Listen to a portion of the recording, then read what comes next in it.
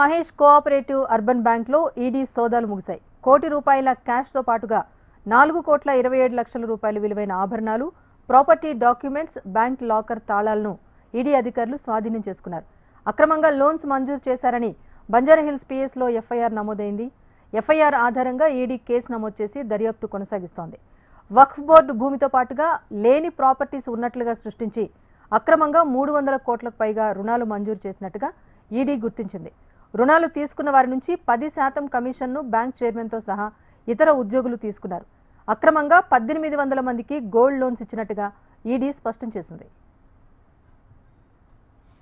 దీనికి సంబంధించి అప్డేట్ మా ప్రతినిధి అమరేందర్ అందిస్తారు. అమరేందర్, చెప్పండి, బ్యాంక్లో ఈడీ సోదాలు ముగిసాయా? వివరాలేంటి?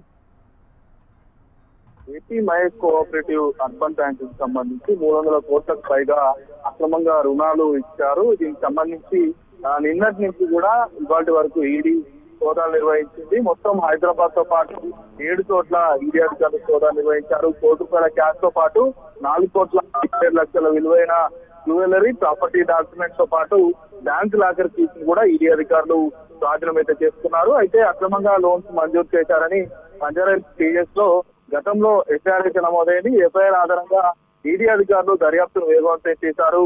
నైట్ బ్యాంక్ కు సంబంధించి డైరెక్టర్లతో పాటు ఎండీ, చైర్మన్ తో పాటు ముఖ్యంగా ఇంపార్టెంట్ గా ఉన్న వ్యక్తులందరినీ కూడా ఈడీ అధికారులు వాళ్ళ ఇళ్లలో కూడా సోదాలు నిర్వహించింది. వక్ఫ్ బోర్డ్ ల్యాండ్ తో పాటు అయితే ప్రాపర్టీ లేని డాక్యుమెంట్స్ సృష్టించి కూడా 300 కోట్లకు పైగా కూడా రుణాలను మంజూరు చేసింది. దీనికి సంబంధించి ఈడీ గుర్తించిన నేపథ్యంలో ఈ అవకతవకలన్నిటిపై కూడా నిఘా పెట్టింది.